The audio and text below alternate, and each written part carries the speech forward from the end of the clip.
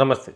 నేను మీ అశ్విని కుమార్. జూబ్లీహిల్స్ ఉప ఎన్నికల్లో బీఆర్ఎస్, కాంగ్రెస్ ఒకరికి ఒకరు పోటీ పడి ప్రచారం చేస్తున్నారు. సోషల్ మీడియాలో అట్లాగే అడ్వర్టైజ్మెంట్స్, క్యాడరు రోడ్ షోసు, క్యాడర్లను తరలించడం, బైక్ ర్యాలీలు అంటూ విచ్చలవిడిగా క్యాషు, మద్యం పంపిణీ ఇవన్నీ చేస్తూ పూర్తిగా ఒక జెట్ స్పీడ్‌లో వెళ్తున్నప్పుడు ఒక పార్టీకి అయితే ఏం చేయాలి? ఎట్లా ప్రచారంలోకి ముందుకెళ్ళాలి?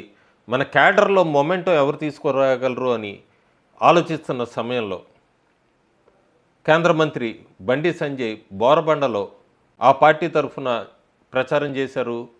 ఆ బీజేపీ పార్టీకి బోరబండలో బండి సంజయ్ తీసుకొచ్చిన లేదా చేసిన క్యాంపెయిన్ విశేష స్పందన లభించింది.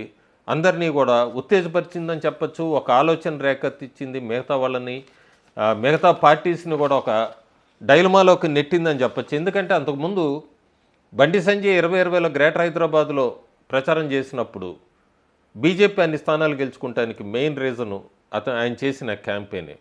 ఒక పక్క కాంగ్రెస్, బీఆర్ఎస్ ఈ రెండు కూడా ముస్లిం ఓట్ల అపీజ్మెంట్ కోసం 1,20,000 ఓట్లున్న ముస్లిం ఓట్స్ అపీజ్మెంట్ కోసం పోటీ పడుతూ ముస్లిం నాయకుల్ని వాళ్ళ పార్టీల్లో చేర్చుకుంటూ, బీఆర్ఎస్ ఏమో ముస్లింలకు ఒక శ్మశాన వాటికి ఇస్తానని, అలాగే కేసులు సల్మాన్ లాంటి వ్యక్తుల మీద పోక్సో కేసులన్నీ ఎత్తేస్తామని బీఆర్ఎస్ చెప్తూ, కాంగ్రెస్ పార్టీ అయితే సాక్షాత్తు ముఖ్యమంత్రే కాంగ్రెస్ అంటేనే ముస్లింలు, ముస్లింలు అంటేనే కాంగ్రెస్ అంటూ స్కల్ క్యాప్ పెట్టుకొని ప్రచారం చేస్తున్నప్పుడు హిందూ ఓటర్స్ ఎవరు మాకొచ్చి మా గురించి మాట్లాడతారు, ఎవరు మా గురించి మాకేమన్నా సమస్యలు ఉంటే ఎవరికి చెప్పాలని ఆలోచిస్తున్న సమయంలో బండి సంజయ్ వచ్చి అక్కడ హిందువులకి నేనున్నాను, హిందూ రక్షకుని నేను, చార్మినార్లో కాషాయ జెండా ఎగరేయటమే నా లక్ష్యము, ఇవన్నీ అని చెప్పినప్పుడు బోరబండలో అయితే విశేష స్పందన చాలా కనబడింది. పూర్తిగా ఆయన కాంగ్రెస్ పార్టీని అయితే తులం బంగారం ఇస్తా అన్నారు, 2,500 ఇస్తా అన్నాడు, 4,000 పెన్షన్ అన్నాడు. ముందు బంగారం ఎత్తుకెళ్ళిపోతారు, మీ దగ్గర ఉన్నది జాగ్రత్త అంటూ కాంగ్రెస్ పార్టీ మీద తీవ్ర విమర్శలు చేయటము. అట్లాగే బీఆర్ఎస్ గురించి కూడా 10 సంవత్సరాలు పరిపాలించారు కేటీఆర్ ఏంటి అని ఆయన తనదైన శైలిలో బీఆర్ఎస్ పార్టీ కౌంటర్ ఇవ్వటము. ఈ ఎన్నికలంటే ఆషామాషి కాదు, జాగ్రత్తగా తీసుకోండి, ఎందుకంటే రాబోయే రోజుల్లో ఈ ఎంఐఎం, కాంగ్రెస్, బీఆర్ఎస్ ఇవన్నీ తెలంగాణని ఇస్లామిక్ రాష్ట్రంగా మార్చేస్తారు. మీకోసం నేనున్నాను, ఎప్పుడైనా సరే ఏం ప్రాబ్లం వచ్చినా మా దగ్గరికి రండి హిందువులందరూ. అలాగే అభివృద్ధి కావాలంటే కూడా అభివృద్ధి కోసం బీజేపీని గెలిపించండి.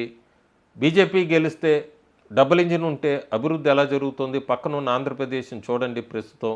అలాగే తెలంగాణలో కూడా బీజేపీని గెలిపించండి అంటూ కూడా ఆయన ఇచ్చిన స్పీచ్ ఇదంతా కూడా ఈ మధ్యతరగతి వాళ్ళని, వ్యాపారవేత్తల్ని, వీళ్ళందరినీ కూడా కదిలించేస్తుంది.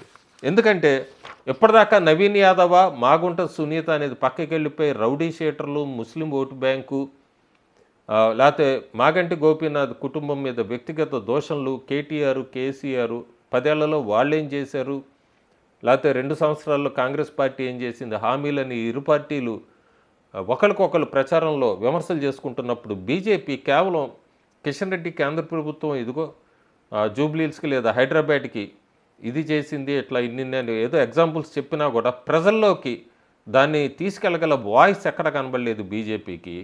గురువారం సాయంత్రం నుంచి అయితే మాత్రం కొద్దిగా జూబ్లీహిల్స్లో బోరబండ నుంచి స్టార్ట్ అయింది.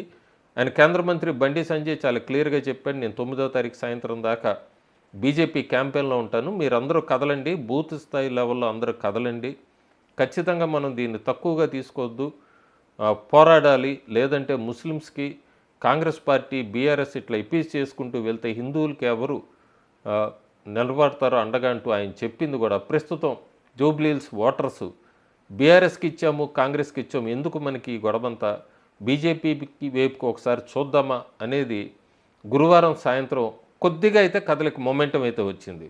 ఇక్కడ మతం గురించి మాట్లాడేది, కులం గురించి మాట్లాడేది బీజేపీ అంటూ ఎప్పుడు ముందు ఒక రాయి అయితే వేస్తారు బీజేపీ పార్టీ మీద. కాంగ్రెస్, బీఆర్ఎస్ ముందు పోటీ పడినాయి ముస్లిం నాయకుల్ని వాళ్ళ పార్టీల్లో చేర్పించుకోవడానికి ఓటు బ్యాంక్ కోసం. అట్లాగే అక్కడ కమ్మ సామాజిక వర్గానికి చెందిన వాళ్ళతో ముఖ్యమంత్రి ఒక మీటింగ్ పెట్టారు, అట్లాగే బీఆర్ఎస్ పార్టీ కూడా పెట్టింది. ఆ తర్వాత ఎన్టీఆర్ గురించి మాట్లాడి ఇవన్నీ తీసుకొస్తున్నదే బీఆర్ఎస్, కాంగ్రెస్.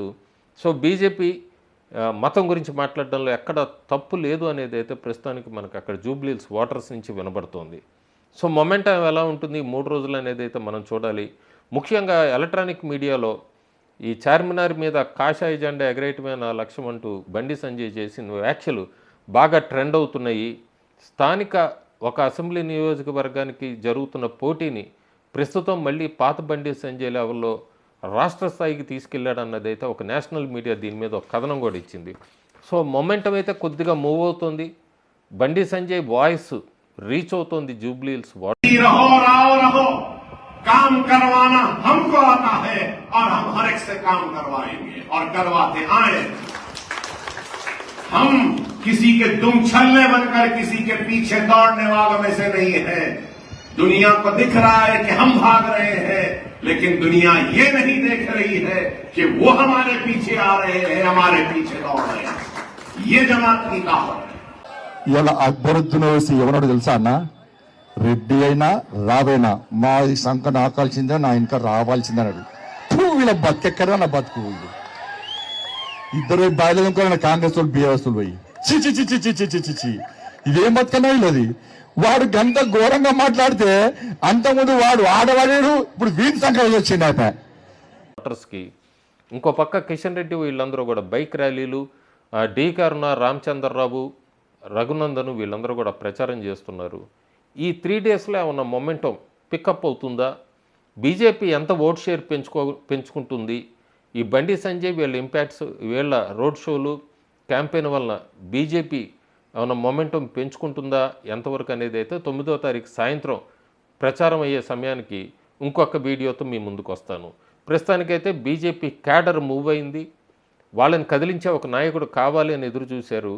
ఆ నాయకుడు బండి సంజయ్ రూపంలో గురువారం సాయంత్రం నుంచి కనబడుతోంది జూబ్లీహిల్స్లో. ఆ ప్రచారం ఎటువైపు వెళ్తుంది, ఎక్కడ దాకా తీసుకెళ్తుంది అనేది చూడాలి.